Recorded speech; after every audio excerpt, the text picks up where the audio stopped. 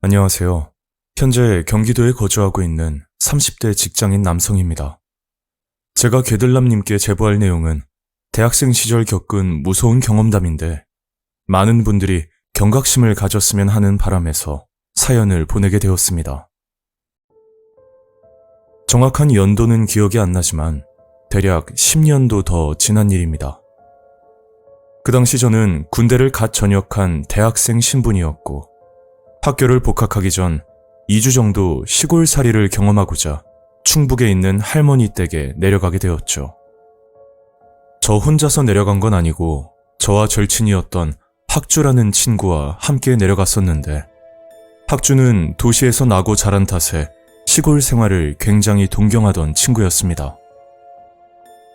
그렇게 할머니와 같이 살다 보니 저도 미처 몰랐던 할머니의 특이 식성을 알게 되었죠. 그건 황소 개구리였는데 할머니는 개구리를 말려서 된장찌개에 넣기도 하고 아니면 그냥 반찬으로 드시기까지 하셨습니다. 그 당시 저희 할머니의 연세가 80이 넘었음에도 굉장히 정정하셨고 그 건강의 비결이 개구리를 즐겨 드신 탓이라고 말씀을 하시더라고요. 할머니, 그래도 연세가 있으신데 설마 직접 잡으러 다니시는 거예요? 그 말을 듣고 할머니가 설명을 해주셨는데 동네에 이사를 온 아저씨가 일주일마다 개구리를 잡아서는 할머니께 가져다 준다는 말이었습니다.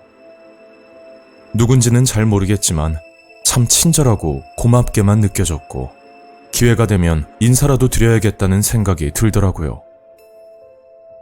그리고 다음날 아침 친구와 마당 청소를 하고 있을 때 어떤 아저씨 한 분이 할머니를 찾아오셨죠. 할머니, 오늘은 양이 별로 안 돼요.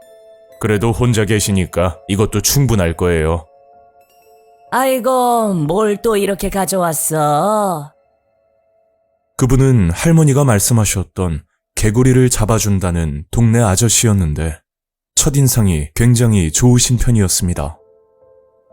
아저씨 안녕하세요. 저희 할머니 챙겨주셔서 감사합니다. 아, 이 집 손자였어? 인물이 훤하네. 여기는 뭐 놀러 온 거야? 아, 네. 친구랑 시골 체험하려고 내려왔어요. 그런데요 아저씨, 개구리는 어디서 잡으시는 거예요? 저희들은 시골에서 딱히 할 것도 없고 무엇보다 할머니가 즐겨 드신다고 하니까 여기 있을 동안 개구리나 잡아볼 생각에 위치를 물어봤었습니다. 왜? 너희들이 잡아보게? 어휴, 아서라. 거기가 밤에 얼마나 위험한데.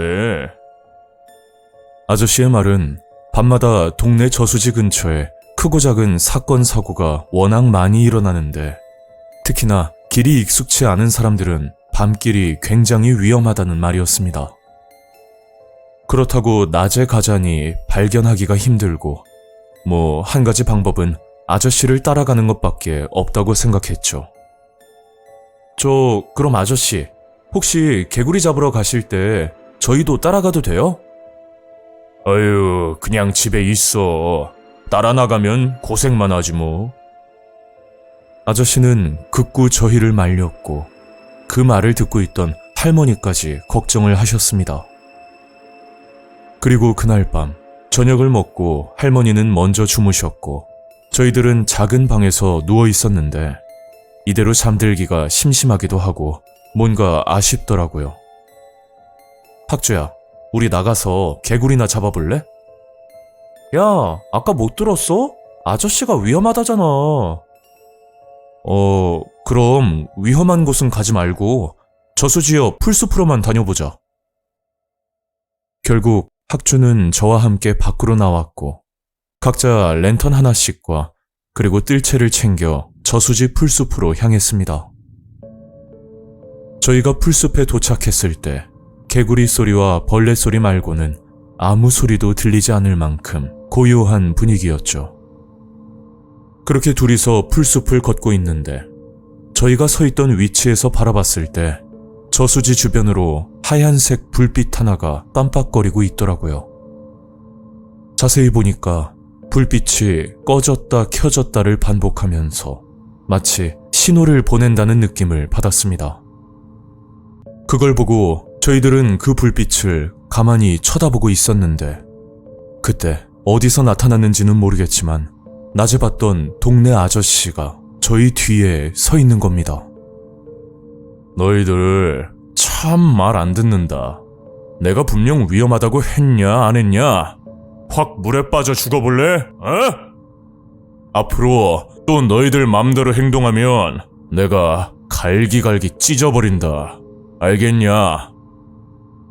그 순간 저희들은 굉장히 당황스러웠는데 낮에 봤던 아저씨와 같은 사람이 맞나 싶을 정도로 무섭게 말을 하더라고요. 그렇게 몇 번이나 죄송하다고 말씀드리고 나서 저희는 곧장 집으로 들어왔었습니다. 집에 와서 곰곰이 생각을 해보니 아저씨가 그렇게까지 화를 내야만 했는지 좀 이해가 가지 않았었죠. 물론 저희가 말을 듣지 않았던 건 100번 1000번 잘못한 부분이지만 저와 학주가 미성년자도 아니고 군대까지 갔다 온 성인인데 말이 좀 심하다는 생각이 들더라고요. 그런 일이 있고 나서 그날 밤은 지나갔었고 다음날 해가 뜨자마자 아저씨가 찾아오셨는데 저희 생각은 어제 일 때문에 화가 나서 들른 거라 예상을 했었습니다. 그런데 아저씨는 어제와 완전 다른 사람처럼 저희를 보고 웃더니 용돈까지 건네는 겁니다. 할머니 잘 보살펴드려. 쓸데없이 밤에 돌아다니지 말고. 요즘 젊은 사람들은 이런 총구석에서 지내려면 답답할 텐데 여기서 언제까지 있을 생각이야?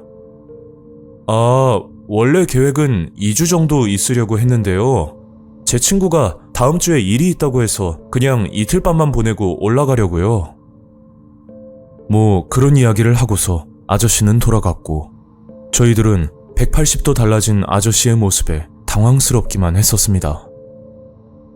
그렇게 할머니 댁에서의 마지막 밤이 다가왔고 이대로 서울로 올라가면 또 언제 내려올지도 모르는 상황이라 학주와 의논을 한 뒤 하루만 더 있기로 결정을 내렸었죠.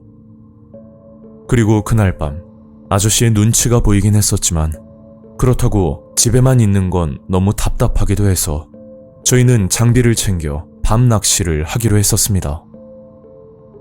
아저씨가 말한 저수지가 아닌 그 저수지를 지나쳐 걷다 보면 또 다른 낚시 포인트가 나오고 저와 학주는 그리로 갈 생각이었죠.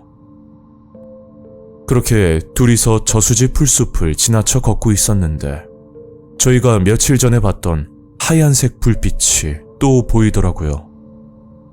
그걸 보자마자 또 동네 아저씨가 나타날지도 모른다는 불안감이 들어 급하게 몸을 숨겼습니다.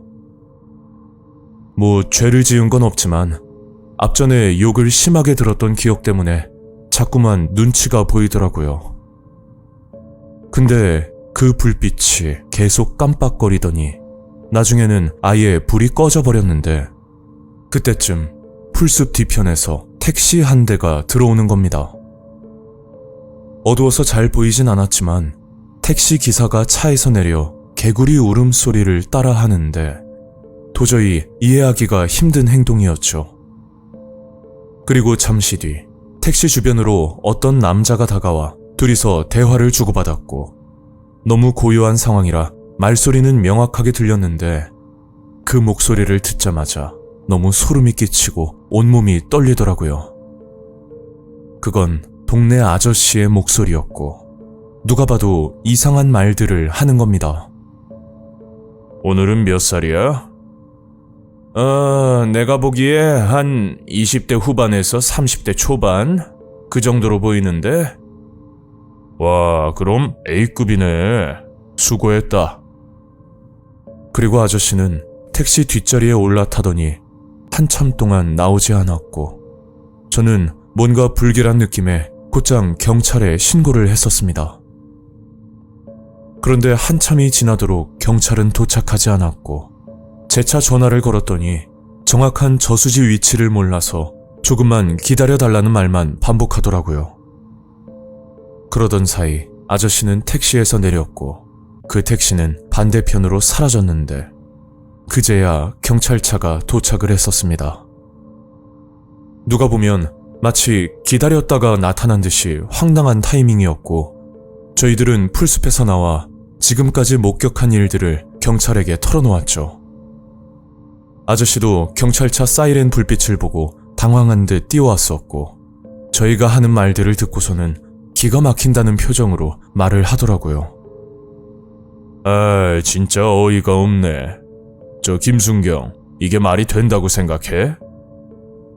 아저씨는 경찰과 잘 아는 사이인 듯 친하게 대했고 경찰은 주변을 살피더니 전혀 예상치도 못한 말을 꺼내는 겁니다.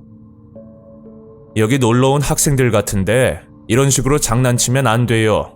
이번 한 번만 봐줄 테니까 얼른 집에 들어가요. 경찰은 저희 말을 들으려고 생각도 하지 않았고 정말 억울하지만 그 길로 돌아올 수밖에 없었죠. 그리고 집으로 들어오고 나서 주무시고 계시는 할머니를 보자마자 걱정이 들었는데 저희 신고로 인해 아저씨가 할머니를 해코지할지도 모른다는 불안감이 자꾸만 들었습니다. 그렇게 거진 뜬 눈으로 밤을 지샜고 이대로 서울로 올라가기에도 여간 찜찜한 게 아니었죠. 하지만 학주도 다른 일정이 있는 상황인데다 저도 여기서 계속 지낼 수도 없는 노릇이라 다른 방법이 없을 것 같더라고요. 그래서 아저씨를 찾아가 어제 일에 대해 말씀을 드렸죠. 아저씨, 어제 일은요, 저희가 착각을 한 것 같아요. 어제 일? 그게 무슨 말이야? 왜, 무슨 일이 있었어? 아저씨는 전혀 기억이 나지 않는 것처럼 말을 했고 너무 황당해서 무슨 말을 해야 할지도 모르겠더라고요. 아, 어쨌든 저희는 가볼게요. 안녕히 계세요. 저희는 아저씨에게 인사를 하고서 나가려고 하는데 그때 아저씨가 이런 말을 하는 겁니다. 할머니, 오래 보고 싶지? 그럼 너희들이 잘해야 돼. 똑똑하니까 무슨 말인지 이해했지? 조심히 올라가고 또 보자. 그렇게 저희는 서울로 올라왔고 저와 학주는 끝까지 비밀을 지키며 지냈습니다. 그리고 5년 뒤 할머니는 자연사로 돌아가셨고 그 아저씨의 집은 아무도 살지 않는 빈집으로 방치되어 있었죠. 들리는 소문에 아저씨는 교도소에 수감되었다는 말을 들었고 그 외 다른 소식은 알 수가 없었습니다. 지금 생각해보면 깜빡거리던 하얀색 불빛과 그리고 이상한 개구리 소리는 택시기사와 아저씨 사이에 무언의 사인이었던 것 같고 택시기사는 술 취한 손님을 태워 아저씨와 은밀한 뒷거래를 했다고 밖에 생각이 들지 않았죠. 참 아쉬운 건 그때의 대화 내용을 녹음이라도 했었다면 아마 또 다른 결과가 나왔을지도 모르겠습니다. 요즘은 CCTV가 많아서 이런 범죄가 불가능하겠지만 성별을 떠나서 만취 상태로 혼자 택시에 타는 건 좀 위험하다는 생각이 듭니다.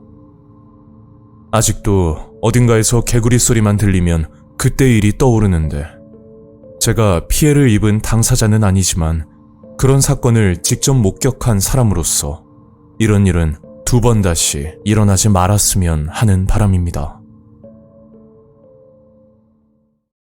오늘 이야기는 여기까지입니다. 구독과 좋아요 잊지 않으셨죠? 다음 영상으로 또 뵐게요. 감사합니다.